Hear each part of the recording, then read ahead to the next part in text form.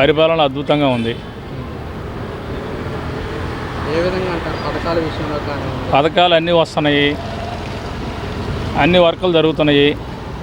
ఇంతకుముందు అన్నది బాగు చేయడానికి సరిపోతుంది ఇప్పటికి పరిస్థితి. అంటే కొంతమంది అంటున్నమాట ప్రభుత్వం వచ్చి 6 నెలలు అవుతున్నాయని పథకాలు ఏమి అమలు చేయట్లేదు. పథకాలు ఏం పథకాలు కావాలా? పెన్షన్ వస్తుంది అందరికీ. ఏది 3000 పెన్షన్ 4000 చేశాడు, పెన్షన్ చేశాడు. 2000 3000 బాబు, 3000 పెన్షన్ 4000 చేశాడు, రేషన్ వస్తుంది. ఇంకేముండే పథకాలు? అన్న క్యాంటీన్ పెట్టారు, ఇది బాగానే జరుగుతుంది.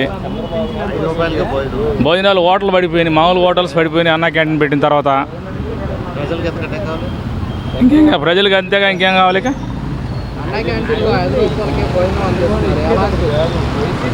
అద్భుతంగా ఉంది.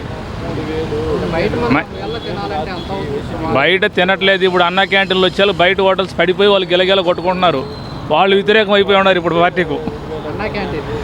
అన్న క్యాంటీన్ కాదు, హోటల్ వాళ్ళు. ఇప్పుడు అన్న క్యాంటీన్ దగ్గరలో మన వాళ్ళు 2 హోటల్స్ ఉన్నాయి, వాళ్ళు గిలగిల కొట్టుకుంటున్నారు. మా హోటల్ జరగట్లేదు అన్న క్యాంటీన్ వల్ల. కార్లు కొంతమంది బాగుండే వాళ్ళు కూడా వీళ్ళు ఆడేది ఉంటున్నారు, మా పరిస్థితి ఏంటి అనేసి. అది రోడ్లు వేస్తున్నారు. ఇంకేం చెప్పాక రాజధాని డెవలప్మెంట్ అవుతుంది, అన్నీ జరుగుతున్నాయి. మార్కెట్ డబుల్ అయింది రాజధాని ఏరియాలో. అదే నెల నుంచి అమరావతి పనులు కూడా ప్రారంభిస్తామని సీఎం చంద్రబాబు నాయుడు గారు చెప్పడం జరిగింది. ఎలా అనిపిస్తుంది? ప్రారంభిస్తున్నాడు, అన్నీ జరుగుతాయి, అందరికీ నమ్మకం ఉంది. అది ఇంకా మరీ పార్టీ వ్యతిరేకులు కలగ తప్పితే కొంత వాళ్ళందరికీ నమ్మకం ఉంది.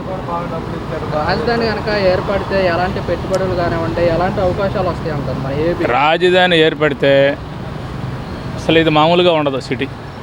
ఇది ఒక మామూలుగా చంద్రబాబు నాయుడు చరిత్రలో నిలిచిపోతాడు.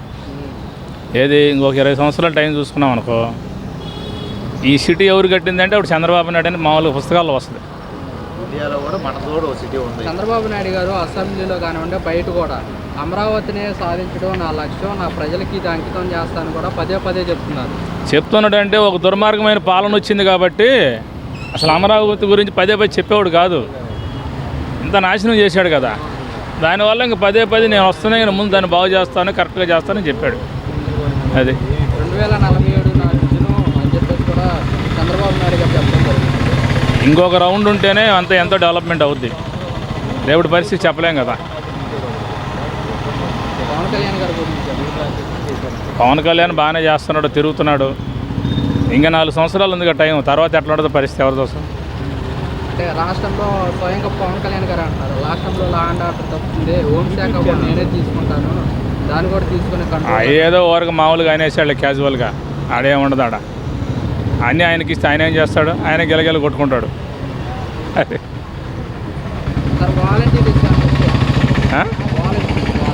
వాలంటీర్సా? సగం దరిద్రం పోయింది వాలంటీర్స్ పోయాలకు. పోయిన గవర్నమెంట్లో, వైసీపీ గవర్నమెంట్లో ఫ్యామిలీ నెంబర్ సర్టిఫికేట్ కోసం వెళ్ళాం. 30,000 అయింది ఖర్చు, దానికి 30,000 తీసుకున్నాడు. వాలంటీర్ తీసుకొని లేదు మన సర్టిఫికేట్ తొందరగా కావాలన్నాం, 30,000 అవుద్దని చెప్పాడు ఖర్చు.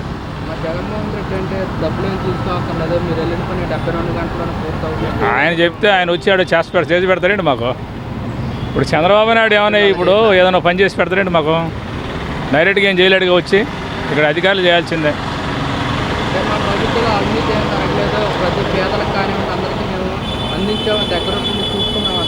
అది ఏమంటాడు ఇంకా ఆయన ప్రభుత్వం మాట అనక. అది ఎవరి ప్రభుత్వం గురించి వాళ్ళు చెప్పుకుంటారు. పబ్లిక్కి తెలుసు, అందరికీ తెలుసు ఎవరి ప్రభుత్వంలో ఏం జరిగిందనే విషయం. అసలు వాలంటీర్ల దోపిడీ వల్ల మామూలుగా జనాలు ఎంత వ్యతిరేకమైంది అక్కడే.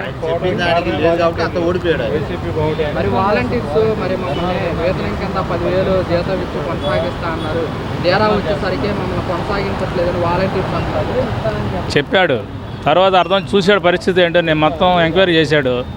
ఈ వాలంటీర్ల వల్లే మొత్తం వ్యవస్థ నాశనం అయిపోతుందని చెప్పి పక్కన పెట్టుంటాడు.